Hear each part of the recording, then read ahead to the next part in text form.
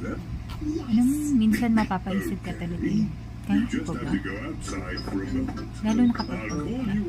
Sabay pa yung mga gawaing bahay, pag-aalaga mo ng mga anak mo, tapos yung pagtutok mo pa sa maliit mong negosyo.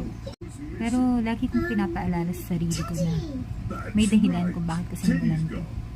Pero syempre sa pamilya ko, para na din sa kinabukasan. Kahit mabagal yung progress ng negosyo ko, kahit maliit yung benta, hindi ako titigil. Kasi bawat araw na pinipili kong lumaban, alam ko, ito na yung hakbang papunta sa pangarap na gusto ko. Kaya ikaw, na nanonood ngayon at napapagod na rin, gusto ko lang sabihin sa'yo na hindi ka nag-iisa. Laban lang. Hindi mo kailangan maging perfecto.